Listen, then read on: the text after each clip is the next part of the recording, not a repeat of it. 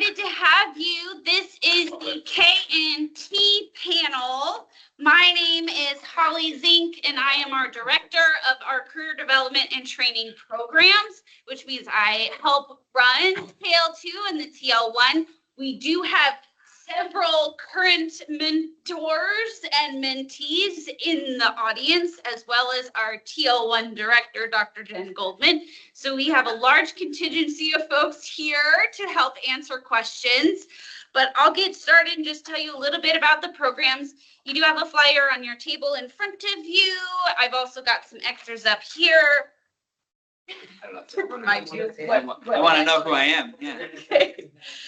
The KL2/K12 program is for our early career faculty.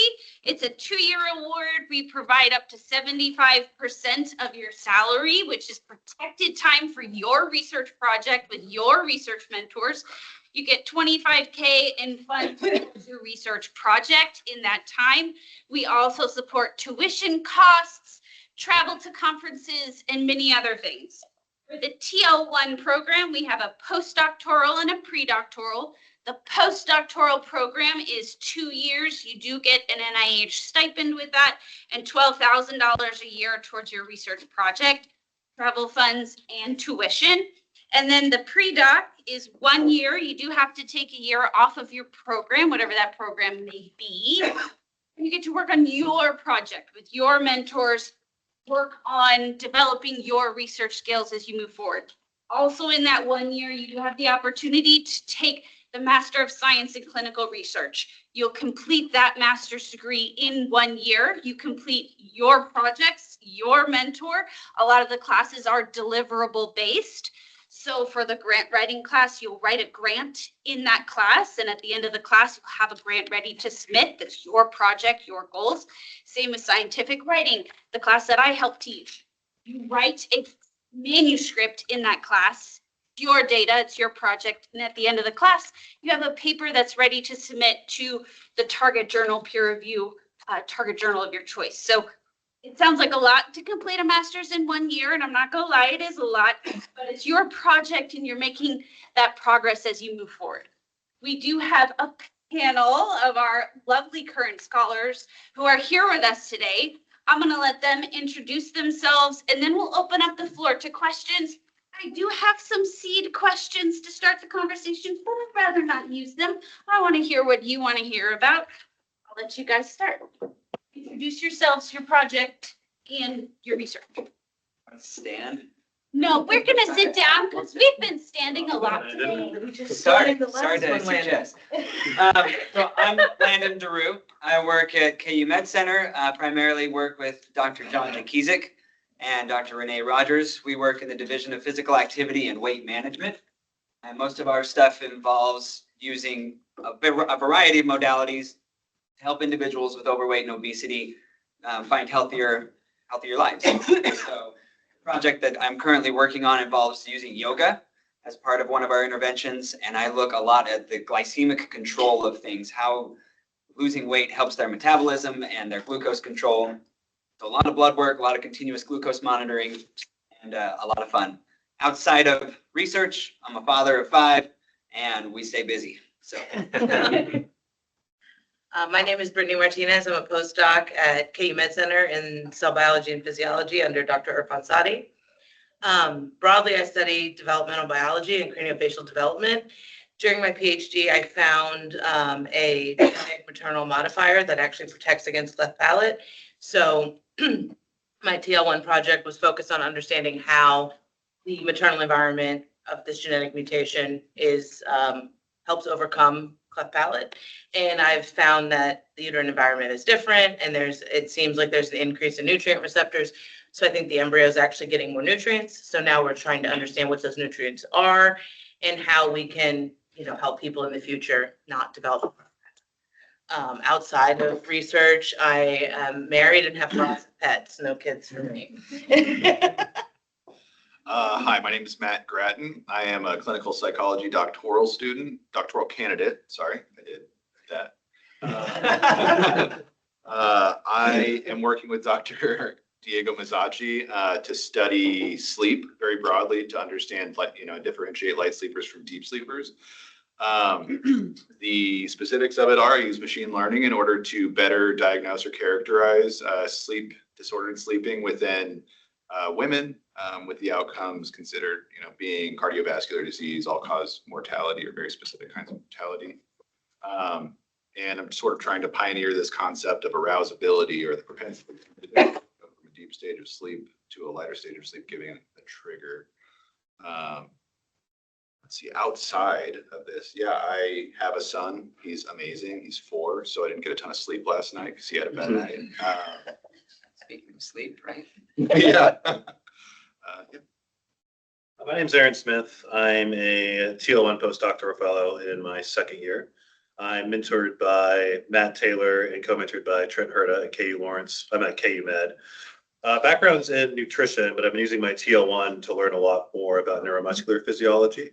So my project is looking at older versus young adults and using techniques to measure neuromuscular physiology, surface EMG, to pick up motor units, see if there's differences between those two. And the hope is to be a clinical trialist doing exercise and nutritional interventions to improve those markers of neuromuscular physiology. Outside of work, I'm getting married in April, so thank you. That has been most of my fiance life for the past few months outside of work. Planning. All right, who has a question? Yes. I just have a couple of clarifying questions for you, Holly. Yes. Did you say, so it says recent graduates, so can you kind of clarify the year amount of recent So graduates? there are programs that do put a year limit on it. We do not. Especially for the postdoc and the K. So we are looking at your application. When applications come in, we do have a competitive letter of intent that goes out for review. And then full applications go through an NIH study section style. And we are looking at what are the training gaps that you have and how do you expect to fill those gaps across the 2 years? What are the activities you're going to do that are going to make you a better researcher, that are going to get you the data you need? It's going to get you what you need to get to the next step to become an independent researcher. And we're looking more at that than we are at years. I guess another question I have, they say someone like myself who's not currently in academia, like I'm in nonprofit right now. Yep. I start with the TL1, but let's say I want to transition into academia. So now I'm now technically eligible for KL. Is that a possibility? You can start TL, but then transition after you finish TL to go into KL. Great question, Holly. It's a great question. Yes, you can. Many of my fellow students and trainees on the panel here are currently waiting to hear about KL2 Sorry. notifications that will be coming tomorrow. I'm gonna give her a hard time all day today, just because I can't. But yes, we do have a lot of folks that do that. The distinguishing factor is that for the KL2, you do have to have a faculty appointment. Okay.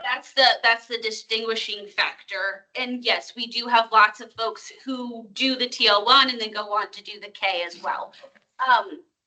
There's some stipulations in the NIH as far as how many years you can be funded under this mechanism, but you shouldn't have any issues with those guidelines, and we'll help guide you should you get in that wonderful situation where you have too much funding. Sorry for the pressure on you. Yes. It's gonna happen all day, don't worry. All day. Yes. I'm curious about the pre-doctoral one. You said they'd have to take a year, because I'm thinking of various students, and is that more intended for MD fund? Because I'm thinking of PhD students. What does it mean for them to take a year off their program? Yes. So here's what happens. Technically, you're taking a year off of your official program, but I am then paying for your tuition, your classes that you might need to take during that year.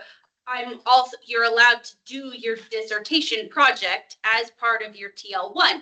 So you can continue to work on your dissertation project and your data during that year. It just has to do with FTE and who owns you for that 1 year, but you'll still make meaningful progress on your dissertation and your classes and your courses. It's just that technically I own you. So, yeah, so like, so for instance, say you're finished with coursework and a PhD in like pop health, right? Yeah, yep. So then you're already done with classes anyways. So it's just like you wouldn't have a GRA or something. You would instead just have this. That's kind of what you're saying? Yep, yeah, that's what I'm saying, yep. And we do have in a lot of those places, so for the pre-doc specifically, you take the full Master of Science in Clinical Research in that year, but if you've already taken those classes, we're not gonna make you take them again. So you'll kind of get course credit for that. But then if there's other things you want to take during that year, I'm still going to be able to pay for that tuition. So if there's other classes. So yeah, because I'm thinking of like, we'll cover it. okay, that makes sense. Because I was wondering too, like if the student has to do that master's or not, because some of our students already have masters in that stuff. Yes, exactly. Yep. We want that year to be as helpful as possible. So we want to help fill whatever those training gaps look like for that investigator in that field. Cool, thank you. Absolutely. Well, my name is Baiki Agbas from Kansas State University. My question for you and for the panels is that is there any particular theme that Frontier CTSI sponsors? For example, it's a more translational science or more basic science or more anything in between, or it just varies from the year to year? We are disease agnostic, so we love to see applications from all ranges.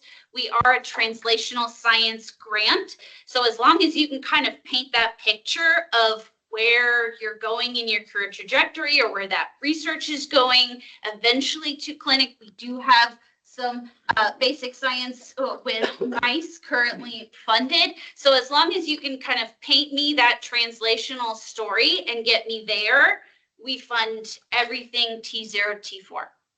So the grant applications are being reviewed at the Frontiers. Correct. Yes, we hold an NIH study section that's internal within Frontiers.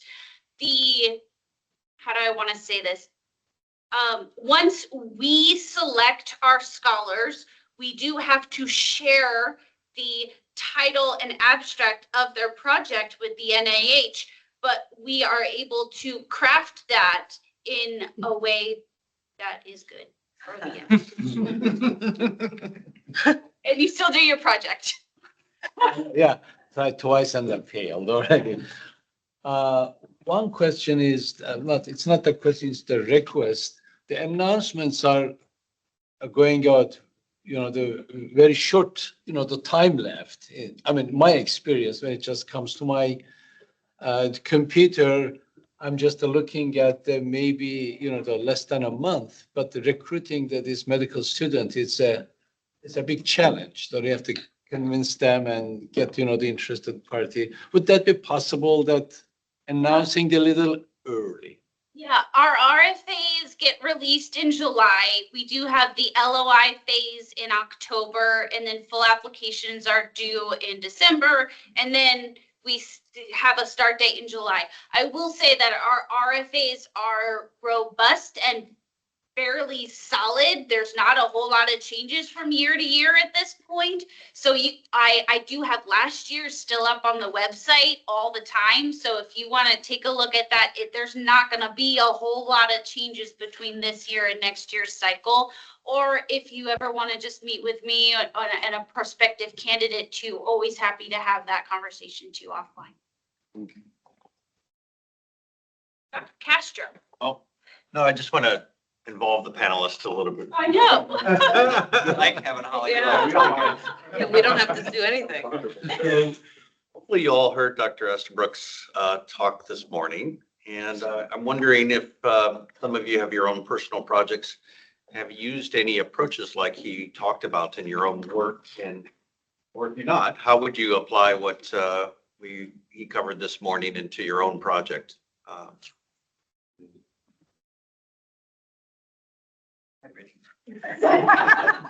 Well, maybe Matt? Matt, you know, put you on the hot seat, or Landon, we can put you on the hot seat.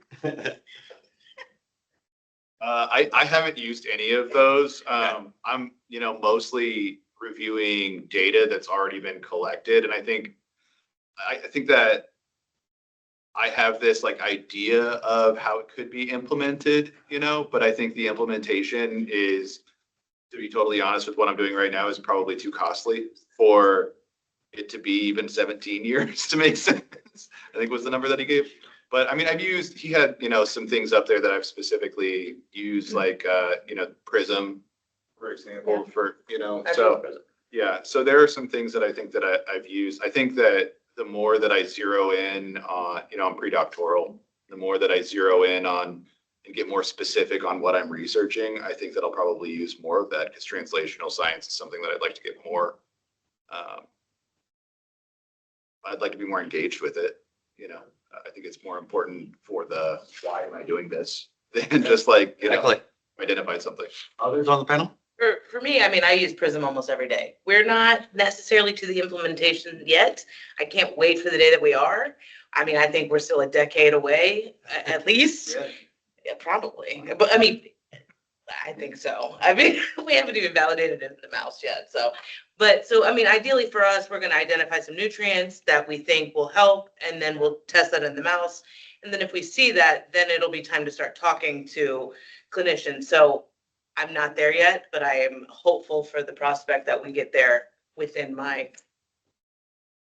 Well, for your project, I see a fair amount of cleft palate and outside of the US. Yes. Right. And I do work in Honduras. I just came back a week ago, and we see a lot of kids with cleft palate just because of poor perinatal care. Yep. So yeah, you have a lot of potential for application if you can find some nutrient work that would. I mean, I think ultimately what will happen is it'll change the prenatal vitamin, I think, for, depending on what we find. I think that's, step one, probably, on top of maybe some very specific timing of nutrients.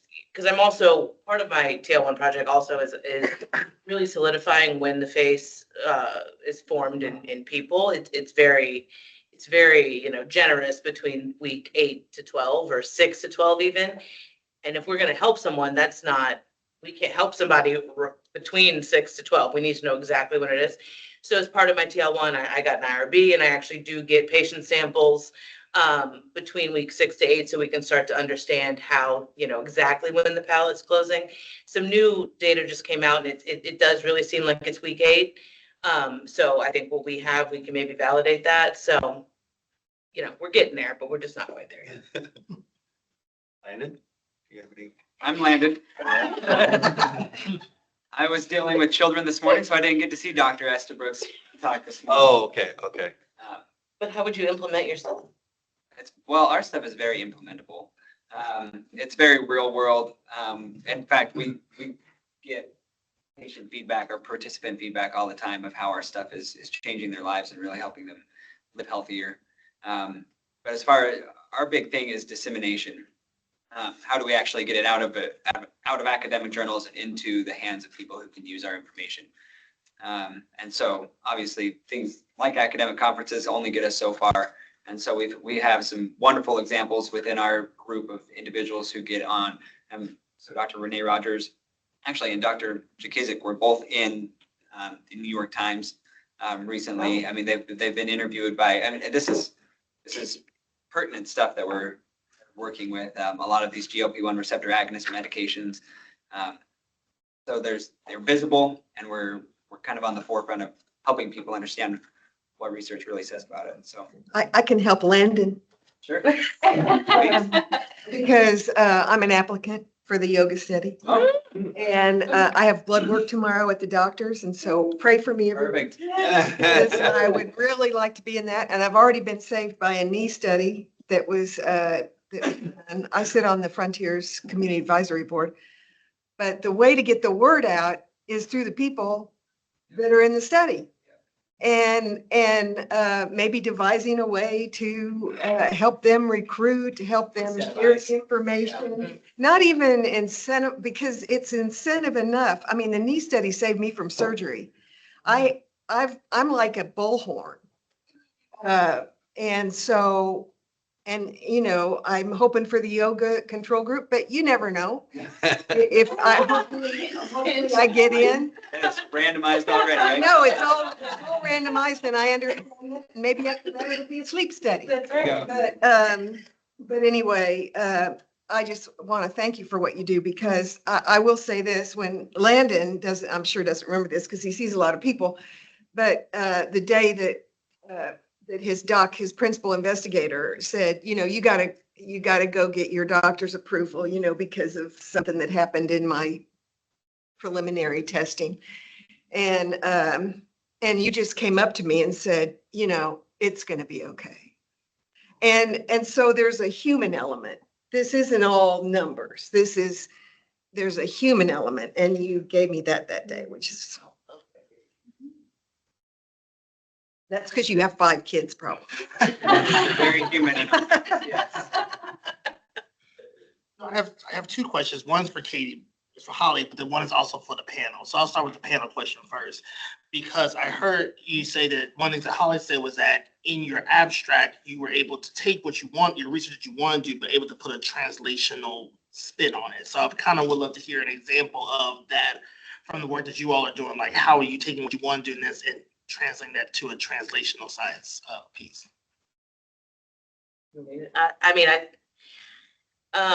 So I am a basic scientist, but I think we're on the cusp of translation. So basically, I didn't know what Frontiers, I didn't even know it existed 2 years ago. My PI was like, I think maybe we should investigate this. So I actually talked to Jen and Nikki before I applied, and I was like, are we even in the ballpark? You know, like, I am doing mouse studies. We have this very translational project, but we're not in the place yet to be going to people. So it's very much T0.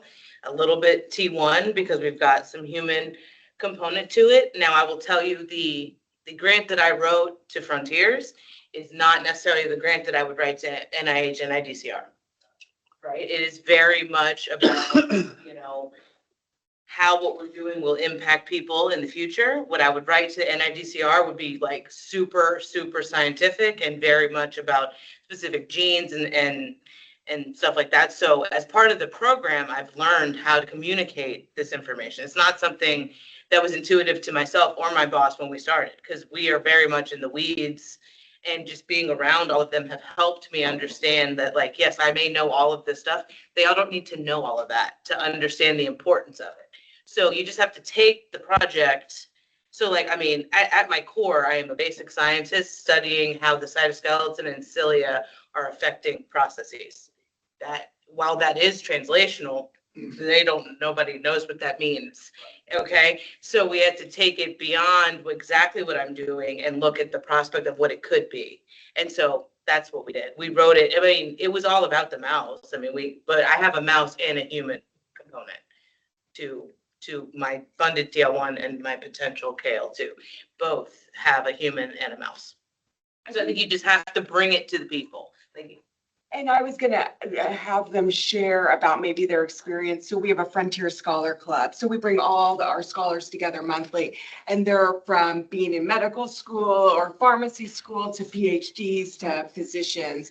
And so you already have all these people working on T0 to T4 science on completely different fields and completely different organizations. And then they have to share their science to the group.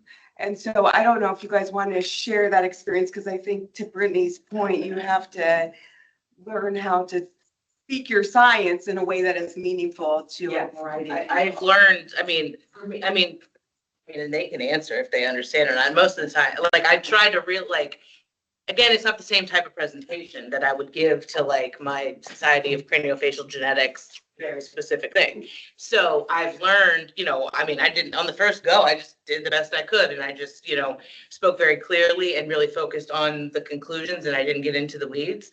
And then if they had questions, we could talk about it very high level. Like, I didn't get into, like, super specifics of it, but like yesterday, Matt gave his on sleep, and we all were like on the edge of our seats waiting to hear because, I don't think any of us sleep well. So we were like trying to figure it out, but then even like when I present, like, Jen's a pediatrician and she can help get me to, maybe the cleft clinic here or whatever. So like, I think we've all really benefited from being able to speak about our science to not our niche group.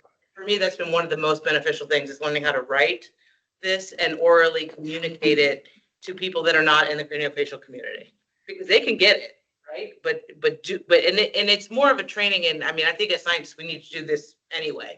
We can communicate very, very, very specific things to people, but it actually doesn't mean anything to anybody else if you don't know all that stuff. So learning how to communicate this information in a meaningful way, it's something we don't get to do. And that has been one of the best things about the program. It's like learning, all of us, I think, learning how to communicate this to other fields. And tangentially off that, it leads to collaborations. So again, Matt spoke yesterday and he was talking about using SEMG in sleep studies, and that's what I'm training in. So it's led to a natural conversation, like how can we work together? So without having the Scholars Club where we have all these disparate people come together, sometimes we work in silos, but it's really, again, led to collaborations that I don't think would happen without Scholars Club. And I also wanted to bring it back to the abstract and the grant writing process. So one thing that I really focused on, I'm already translational, but as Holly mentioned, the TL1 and KL2 is supposed to be like a training step, getting to where you want to be. So I really focused on who am I currently? What have I done? What is this TL1 going to provide to get me to that next step? Where do I want to be? I really hammered that home, and I think any grant should do that, but really showing that this training is going to allow me to become an independent investigator. Yeah, and I just, there I think was one more thing. The cool thing about the progression just as a pre-doc TL1 is that, because it's translational and we're starting out, I'm looking at signals, right? Not quite applying it to the sleep lab. But I think that there's room for getting more experience and more skills in areas that I need training in as I move up through, if I do apply for a TL1 postdoc, for example, one of the things that I think would be really useful is clinical trial training, right? I don't have that right now. I have a lot of signal processing training, and I think that, as I move up, that's a huge option. That's a next step kind of in the translational, the way that we organize that science that I think would be really useful, and it was actually a part of my application that I was able to make translation. But I see the problem in this approach because, for example, my institute is applying mostly for the clinical doctoral students. So these are the students that they finished the second year, didn't go to clinical rotations, and then taking the gap year and then staying in the lab. The issue is that what is the future implication of that one? It's very much unknown by the students because they have a 2 years to clinical application and then they are going to the residency program. Not everybody is getting the residency program as they wish. So the trajectory might just change for this category.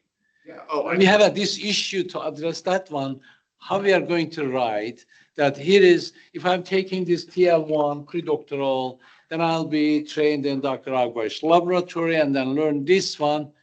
So how we are going to use this one for your future career, it's unknown. I agree. That is a kind of, we just stuck there and we can't I can actually this one out. Cole was a great example of that, don't you think? Yeah. I mean, I'm also clinical psych, so I have to do a residency in July. So I'm not going to be able to just apply for the next TL1 postdoc immediately after this, So I got to do this project. I think that's great. For the next year, I'm going to keep publishing off of this project because I was able to focus on the time. So even though I'm doing, a residency starting in July, I'm still going to be able to work on this project kind of, by using the data that I've created. And then after that, I'm hoping if I do get a faculty position somewhere that's within the Frontiers Network, then I can apply for the KL2 as well. So I think that it's flexibility is the name of the game, right? Because you're in a clinical Ph.D. program, you're 1 foot on one side, 1 foot on the other. So I think that it requires flexibility inherently. it's very feasible for the PhD or postdoc, but it is difficult for the students are already in the medical school. I mean, I'm going to disagree with that because we have had some that have been, I mean, Cole was a part of our group last year. He was a med student and he took a gap year and had a fantastic trajectory. He went back to clinicals and has had there's been no issue with him taking the time off, getting this experience and then going Getting to a his third master's year. degree. Yeah, I So mean, it's only gonna build that. And it helps when they apply to residency. Yeah. It sets them apart compared to all of. I mean, Amy had a baby. So if you'd like to talk to him, we could get you in contact with him because it was tremendous for him. If he was sitting here right now, he would have nothing but positive things to say. I mean, in addition to that, you build this network and this tribe. I don't think I anticipated the tribe. No, of I know, People like- that are here to help you with Frontiers. You really do have so much support from so many walks of life. You get that network and you get that ability to just branch out more and just beyond yourself. So it's.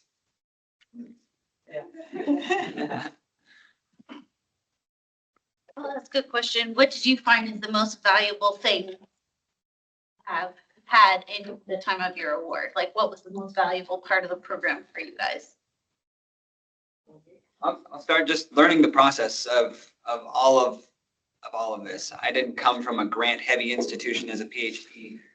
So learning grants and how to run clinical trials and all of the things that I kind of came into a postdoc looking to find, Frontiers has already that infrastructure to support all those things. So it worked out really well for me. I think for me, beyond the network and the support of all the, of the PIs and Holly and Jen and all of the scholars, it was learning how to communicate my science in written and oral capacity. I did not expect that to be what would be the best part, but I've really learned how to take very, very complex ideas and disseminate it to people who don't have a clue what I'm talking about. And it's been really, really beneficial. I can think of three things. The first is mentorship.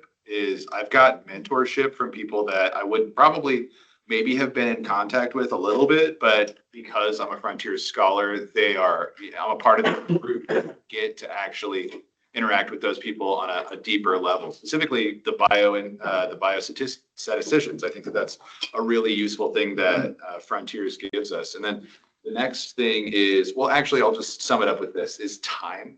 Because I was in clinicals, I was doing my clinical rotation. The way clinical psych works is a little different. You're essentially seeing patients as soon as you get out of there.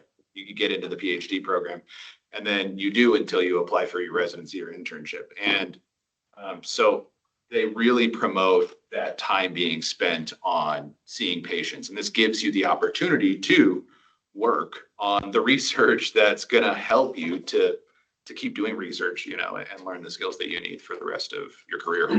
So I think those are the two main things for me.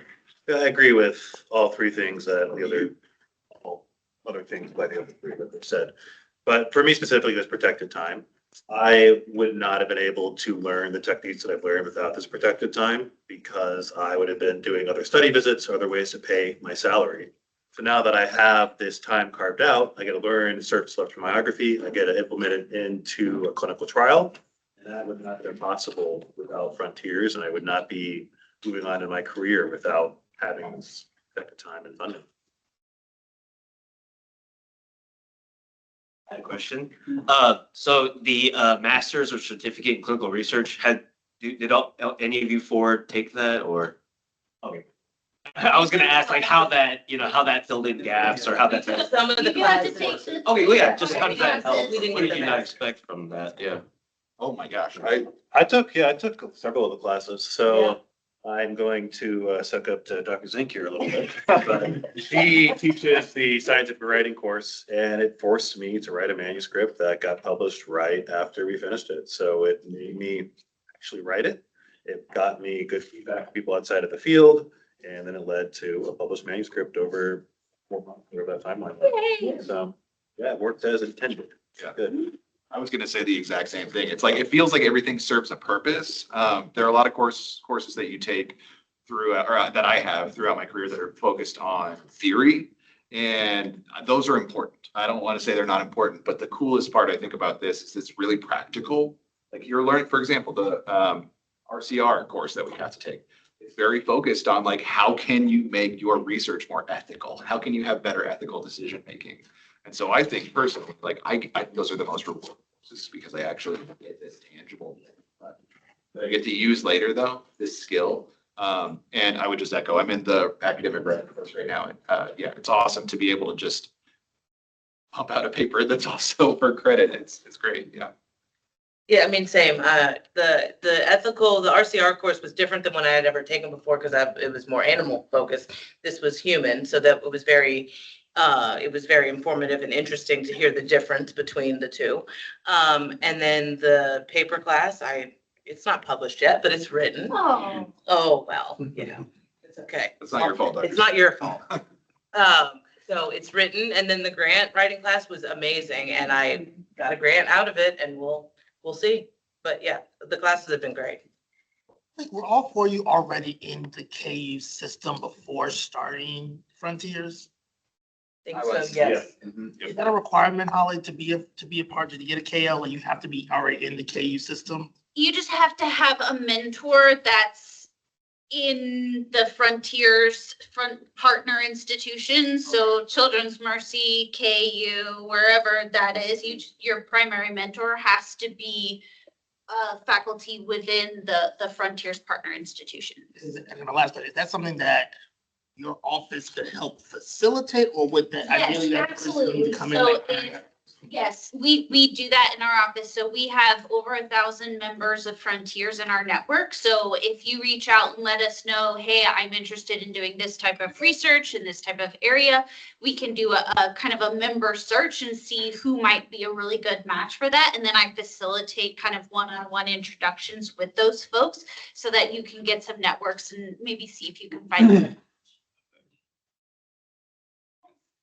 That was actually going to be maybe kind of a creepy question for Landon, but I'm a chillin' postdoc. So I know that you were too. So I was kind of confused as if like you were in this program, but then you were also doing like a postdoc through chillin' somehow and like time management between those two, or, Yeah. but is it because of that you have like a mentor in chillin'? Yes, I kind of got roped into both networks, which has been great.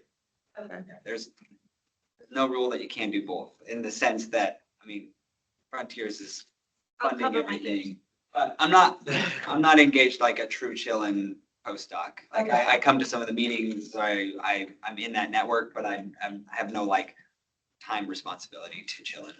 Oh, okay. Sorry. Didn't mean to throw you under the bus. No, it's good. I'm just. I didn't know it was like a thing, but I was like, another time management, like in terms of. And honestly, each person's coming in with their own unique situation that's going on. And so I now know so much of the rules and the regulations than I ever wanted to know. So it's a lot of a kind of a one-on-one conversation of, okay, here's what we're trying to do. Here's what we have, what works, what doesn't, what's going to be the best kind of combination to get you where you want to go. So we're very open to those types of conversations as far as what's allowed, what's not allowed, what are we doing? Landon's gonna need a sleep study. I'm gonna need a go tomorrow. Right now, sleep anytime. Well, the RCR training is big in itself because I just applied for a K-99 and I have never done like a formal in-person RCR Have to, yeah. training. And that was like one of their things is that if you haven't done one, you're going to have to do. And I was like, what does that even look like? Because I've really only done the city training. So It's very different. yeah. I mean, as part of our PhD program, we have to take it as you, like, when you start. And then every 3 years after that, you have to keep doing it. Okay. For the NIH, yes. I don't think our department had that. We touched on it a little bit, but one piece of advice for someone who's looking to apply when you're writing your application and you're submitting your materials, one piece of advice. I would say have a clear vision That's one thing I've had to develop over my time in Frontiers. It's like, kind of had an idea of where I wanted to go, but this has really helped me develop a clear vision. And I wish I would have had that a little bit more in the beginning. If you have a clear vision of where you can go and you can communicate that well, your chances of being successful in this program are going to be way better. You say clear vision, you mean clear vision of where like you see your career or? Yeah, where you see your research going, where you see like that, those clear steps of, hey, this is where I'm at, this is where I want to build the Frontiers, and that will take me. Mine was a little gray and it's become very crystal clear over this time. So, yeah. I think really identifying what your knowledge gap is and how that is translational in a very clear manner is very important, because if they don't understand how it's translational and what the gap is, it's going to get lost. So just very, very clear writing on what it is. Yeah, to bounce off of the knowledge gap piece, it's do what you are really interested in. Because I know there can be this thing where I was told, at least by a biochemist when I was applying for PhDs, it's like, who could you work with for 5 years? What project could you do for 5 years? Like, would you feel okay with it? It doesn't have to be what you're most passionate about, but I didn't do that. I went to like what I really wanted to do. And I think that it helps you like drive you on the day to day. And so for me personally, it's like pick which project you really want to do, not the one that you think would be funded most easily. That's my thought. I don't have much to add to any of that, but just why is Frontiers the institution that is the right person to fund you? How is it going to get you where you want to be? And what are you going to do to get there? So to the why, to the how, to the what.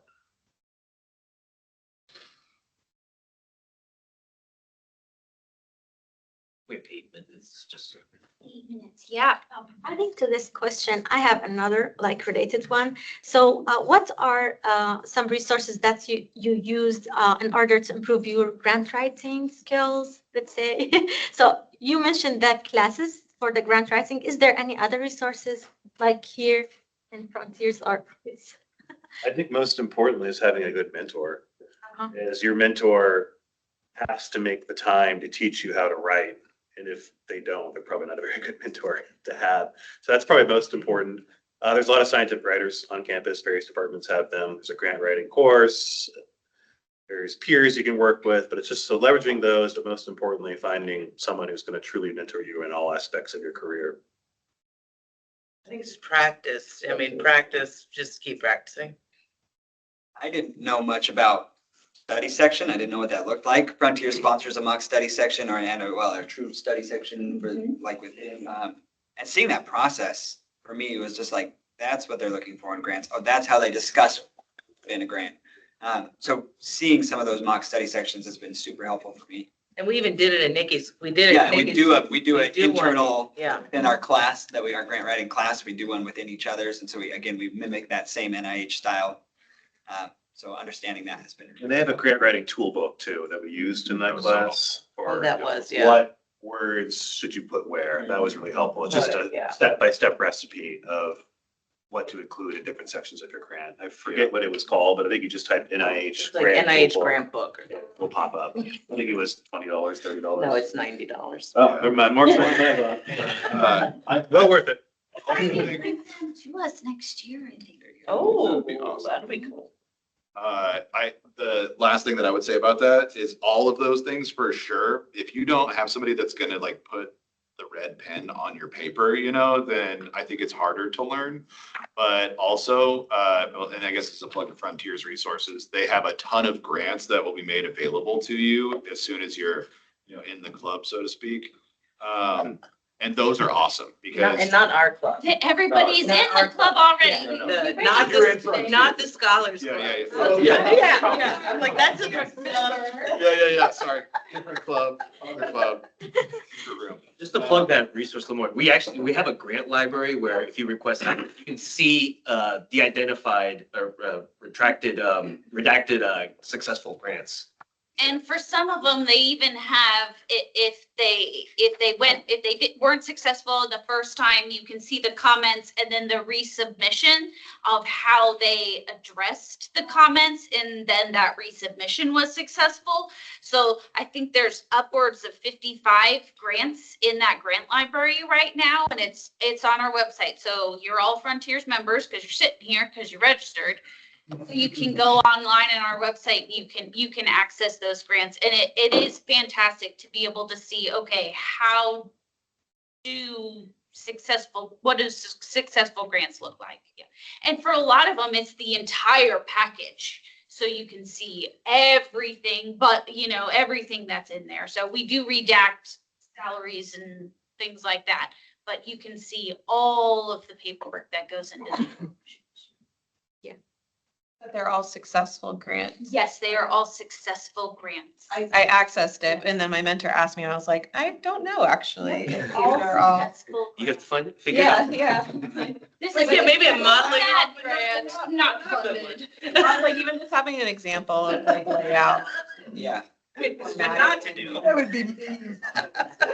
I have unsuccessful grants if you want those. I think we will do, yeah. We got 4 more minutes. I actually have a question, one last one maybe for the panel. What was kind of the biggest challenge in identifying a mentor? I know a lot of people just kind of don't know how that works. So was there like one main thing you wish you knew before you got into it, or was it help you make it pretty easy? For me, I don't understand how this doesn't happen without the mentor. Like I wouldn't be able to do my science without my mentor. So I had to do my PhD with the mentor, and then I stayed with my PhD mentor for postdoc. So I don't think I should answer that question. I had a similar path, but what I'm running into now is my mentor doesn't have the skill that I want in the next step, right? For the clinical trials piece of that, someday. And so what I've been thinking about is I've just been going through NIH Reporter and looking up people that are doing clinical trials. And I think that just the process of identifying somebody that's close enough to your research interests and has the skills, because nobody's going to have 100% overlap of what you want to do, ideally, because then you probably won't get funded if you do have 100% overlap. So I think it's just trying to identify how much of the skill is important, how much overlap is necessary in order to actually, be fundable and sound like you're, they're going to be able to coherently train you in the area you want to. At least that's been my experience. I would agree with that. So I'm like Brittany, I stayed with my PhD co-mentor, but now I'm working with a different mentor in a different department that I hope move into faculty once I get my next grant. But to Matt's point is work that you find interesting and you see it, you can leverage it in a way to improve your career. Just send an email and actually talk with them.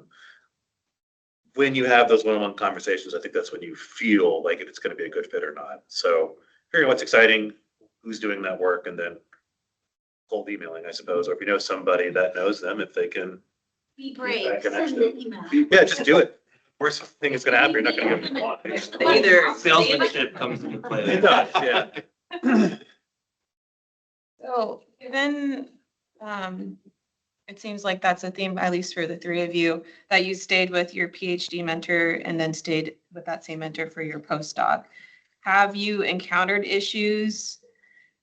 I know Erin and I have talked about this, but have you encountered issues, or how do you anticipate dealing with issues when you're applying for NIH grants where they've seen that you've been with the same mentor from PhD? Because I have my PhD mentor as a co-mentor currently as my postdoc, which I was already like worried about that. But like the fact that you guys had, especially you two, have like a primary mentor that stayed the same across that, if you've encountered issues and how you've. I can do. I actually got dinged on my Frontiers grant for that because I stayed with the same mentor. There was one reviewer who flagged that. And I think it's important, and I thought I did this well, was yes, this was my co-mentor during my PhD, but I'm staying with him because X, Y, and Z. And here is my pathway to independence to break away from him. So I still need to learn from him, but I have a way that I am going to leverage this training to be independent. And now that I'm working on my next grant, Matt's my current mentor. He's still in the picture on the grant that I'm writing, but he's no longer on the mentorship team because of the gamemanship you have to provide. So I think it's just having a clear path to independence and the reason why you're staying with the mentor that you've already worked with. It needs to be spelled out very clearly. For me, I actually I had two PhD mentors. My first PhD mentor left when I was 4 years in, so I actually started over. Yeah, so we had that going for us, that it had only been like 2 years, but also Dr. Stadi studies palate development and really a specific protein called SPEC1L. And I am really not doing anything like that anymore. I mean, I still participate in his stuff, but my work is really about the mother and the environment and how we have this, nutrition that is able to prevent cleft palate. So it's the distinction between our work is very clear. So, I mean, I think I got dinged on it too, actually, on my Frontiers grant that I was still with him. And we justified it that I'd only been with him for 2 years and all this stuff, and that there is a clear path. I think you're always going to have to fight it. You just always need to be aware of it and try to explain it and why am I staying here? For pre-docs early in their career, they may not have an established mentor, and that is okay. We will help you. I mean, you can reach out to Holly, myself, or the other PIs, and we will learn about your interest and try to navigate that, because it's not being doing a PhD, and that's part of the program. A lot of it's the research training component, the masters, and learning to work with a mentor and going through all that. So. Okay, yeah, we're right at 12:06. Great job. That takes us through today. Thank you guys for coming.